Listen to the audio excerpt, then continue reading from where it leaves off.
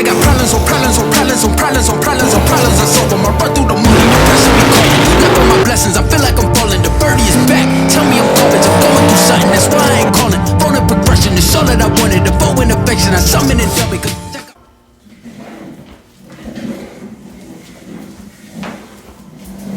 What is going on, guys? Welcome back to the channel. So I did get some new tires in. I got a little word from Logan at Lethal Performance that my welds, might have just gave the wheels away. My new wheels might be here very, very soon, within the next week or two. So did get some Mickey Thompson. I went back to the same tire that I always use, ET Street Pro. It's a radial 275 60/15, and yeah, they seem to do pretty well on the Mustang.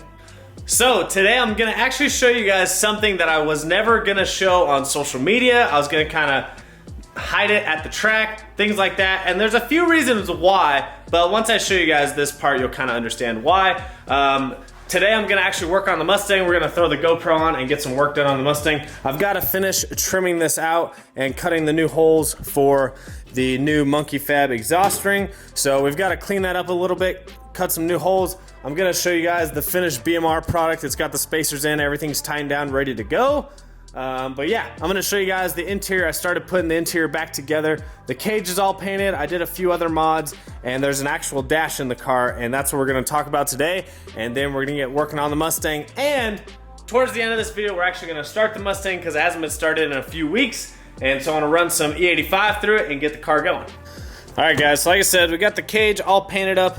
A couple weeks ago, I did add some carbon fiber vinyl right here just to protect when people are getting in and out of the car. Now they do sell like some super nice carbon fiber pieces that go on there, but I had some carbon fiber vinyl just laying around, so it's inexpensive, it was free, and so I just wrapped these kind of where someone would hit it with their leg or whatever getting in. So I did that side, and I'll show you guys the driver's side here. So, and then we got the driver's side. Like I said, I got the carpet in and got the seats mounted, got the holes cut through the carpet for the seats to be mounted, so they're all good to go. I still need to hook the CO2 back up on the back of the roll cage, but we'll get to that. A lot of stuff here has changed, and let me explain it to you.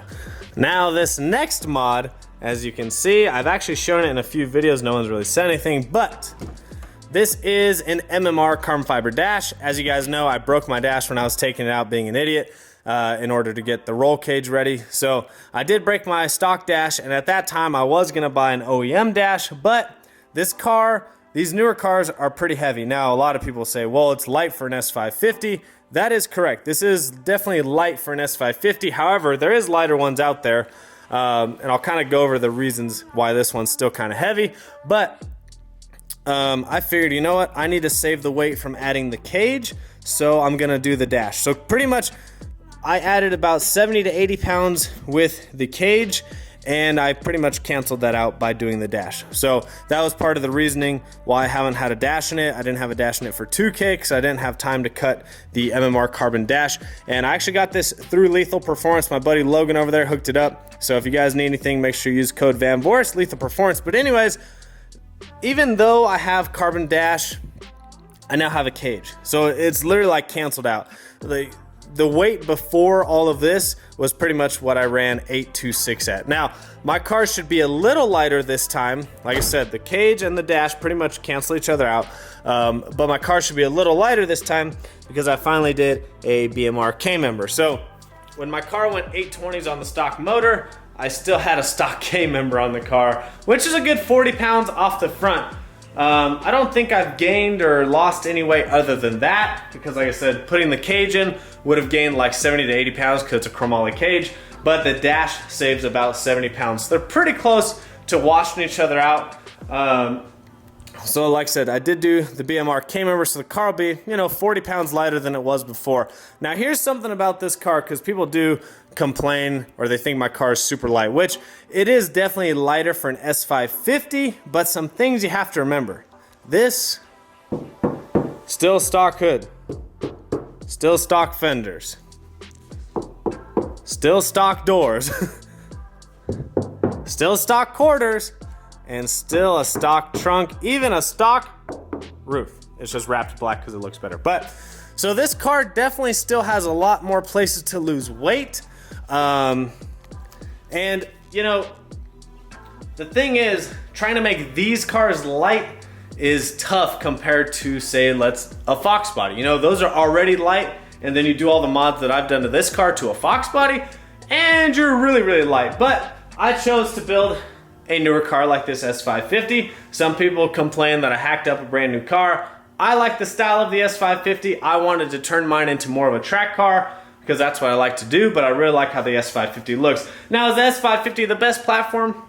I probably should have got an S197, but I just love how the S550s look, and it's cool to have a newer car out on the track because you don't see them as much or done up this much. So, like I said, all this on the outside is still stock, so there's still tons more places to lose weight. I also have an air-to-water intercooler, which adds a ton of weight. People always ask me, man, isn't your car super light? It is definitely light for an S550, but air-to-water intercooler with a 10-gallon tank in the back, it adds a ton of weight. So there's definitely some places we could lose weight, but the air-to-water is kind of one of those things, like you have to have an air-to-water when you're trying to run this much power and you don't want to run into IAT issues. Now, you could switch to methanol, but it's on a factory ECU, and I'd probably have to go to an aftermarket ECU, which I'm gonna talk about here in just a second.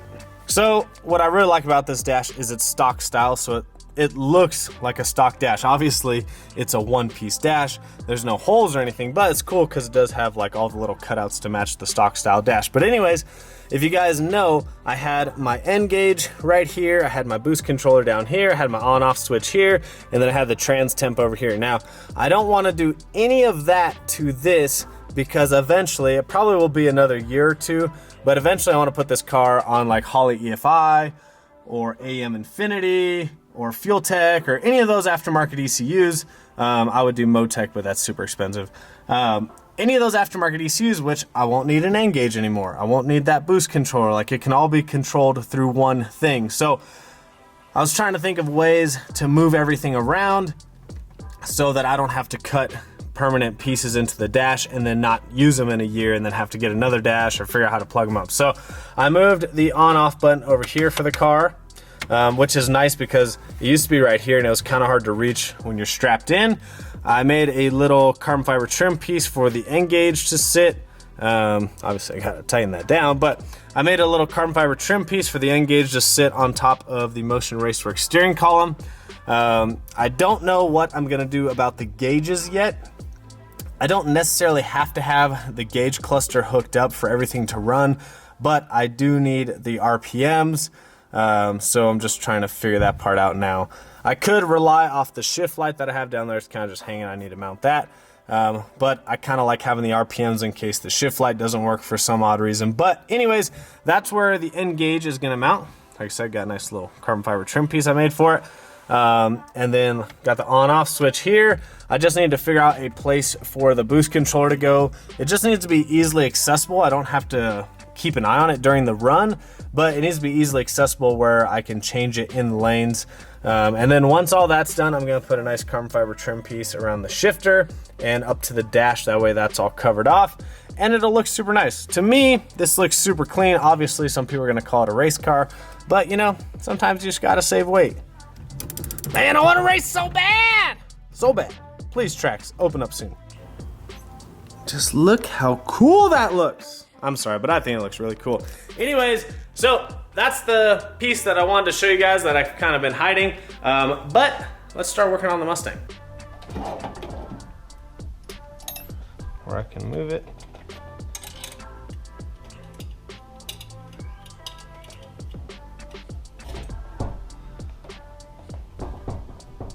All right, so we put a blanket down so we could get some grinding done without getting metal shavings all over the car or in the engine bay, because that's never a good time. So, grab our little exhaust ring. So, like I said, the reason why I went with this thicker one, I have the Motion Raceworks one. Might give this one away or something, but it's a little too thin to cover the holes from the last one. So, went back with the Monkey Fab one.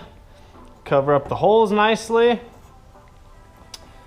And it's gonna look something like that. So you can see we've got to clearance some of the monkey fab. It's probably, you probably can't see it on camera, but I'll show you guys after. But we've got to clearance just a little bit of this inside gap to match the exhaust. So yeah, we're gonna get this mounted up and we'll start taking some of it off.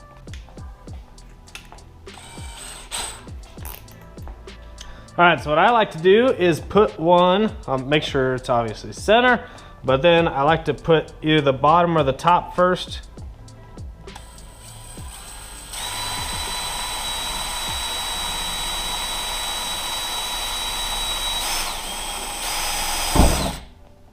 And then what I'll do is I'll actually put one of the bolts through. So they supply this hardware. That way it doesn't move at all and you have it exactly lined up. So just...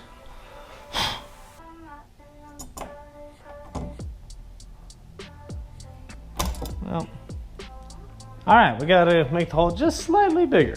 No big deal.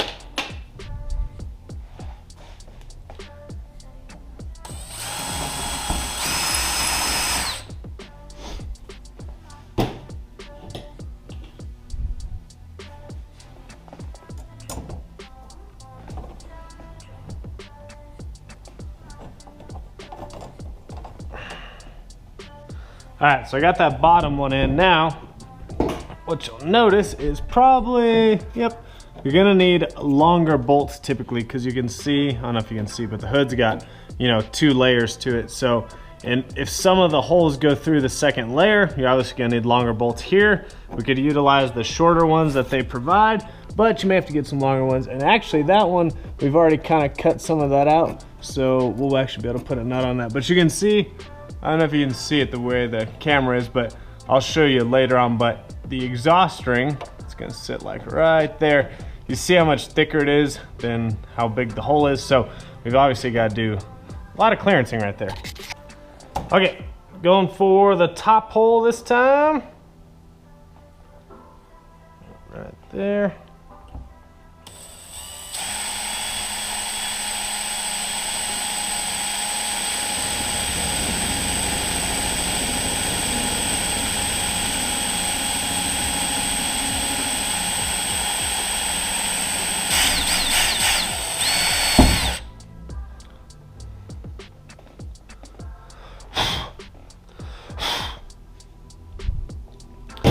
And I want to say that's a 2-layer right there. So yeah, we got through the first layer. So now we got to make sure we get through the second layer. So that means we're going to need a little bit longer bolt for that one.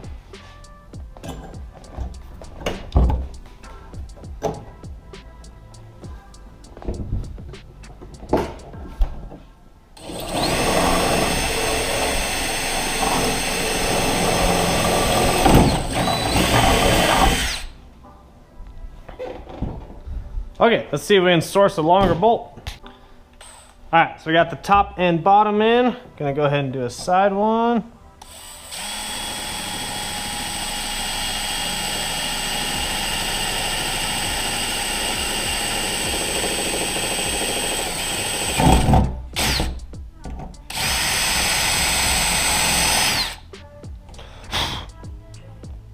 Let's put one in there just in case it moves.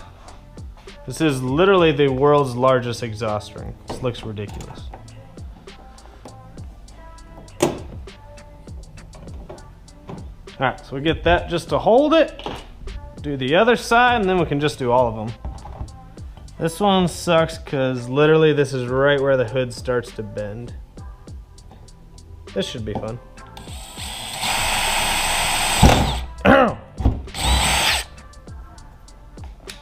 Nothing to it. All right guys, so you can see we got all the bolts in for the exhaust ring. And so now what I'm gonna do is go underneath and pretty much just trim all these down. That way they're not hitting anything when I close the hood. And then now you can see, hopefully you can see on the camera, but we've got a lot of clearancing to do here. So I'm gonna grind these down first and then we'll start clearancing everything.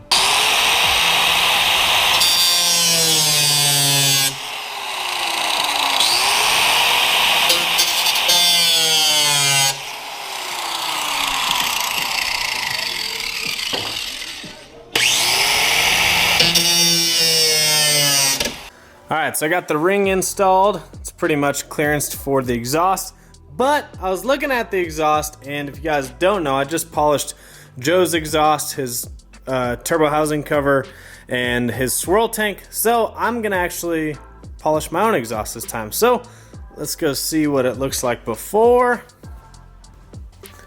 So here it is before. It's got the heat wrap on it. I was taping this off because I was trying to get some of these marks off from when the hood was rubbing before, but let's see what it looks like polished. And bam! Some hours later, actually like 10 to 12 hours later, got the exhaust completely polished. If you guys have never polished something from raw aluminum, it is a pain, but it turned out really good. I actually did a little bit more on the turbo, polished that up, got the turbo blanket back on. Actually, engine is looking mint. Would you just look at that? So that's all back together. Just got to hook up the battery, charge it up a little bit, and then we're going to start the car here in just a second. But I wanted to show you guys, I still am thinking about wrapping the car in one of these colors. So on the right, this is satin cool teal. You can see as I move the camera, there's like a greenish and goldish hue tint that comes out. This is satin orange metallic, kind of the same deal actually. When you move the camera around, there's like some green and gold, yellowish flakes that come through. Two really nice colors. Now, pros and cons to both. Satin cool teal, definitely a really cool color. It will stand out. It'll make the car stand out at events, at races. Really cool color. Con, the door jambs are orange. So when we open the hood at races, when we're trying to cool down, you know, obviously the firewall and the fenders and everything inside the hood is all orange. So that's the downfall of that one. Pros to the orange one would be the downfall of that one. When you open the hood or anything, it'll look super similar. So it will almost look like the whole entire thing is painted or wrapped, whatever you want to call it. But it will look really good when everything's open, because you know, have to have the trunk open, the hood open, probably one of the doors open at all the races when we're cooling down and changing tunes and things like that. So when you open the door, you know, you're gonna have really bright orange door jambs. So if we do this color, it'll kind of look like everything still flows and matches. I'd say the only con of this color is it's not a huge difference. But I really do like the orange on this car. It's just, there's a lot of Mustangs out there now with this color, and so I kind of want to stand out a little bit. This color will definitely look really cool at night when some lights hit it, and it'll obviously look a little bit different in the sun because it does have that metallic-y flake to it rather than just the orange sphere. The orange sphere is a super good color. The reason why I want to wrap it is really just to protect the paint. So all the cars I've had previously, I always wrap them because I want to protect the paint. The front gets all chipped up from going down the drag strip, trailering, things like that. It just, everything gets kind of beat up. So that's really my reason for wrapping it, and to kind of stand out just a little bit. So you guys comment down below which one you would pick, the satin orange metallic or the satin cool teal. Both really cool colors. We're doing one of them. You guys comment down below. So I haven't started this thing in I think like 3 weeks. So this will be real interesting. I put the battery tender on there. That way it can just charge up, but we'll see if she's gonna start.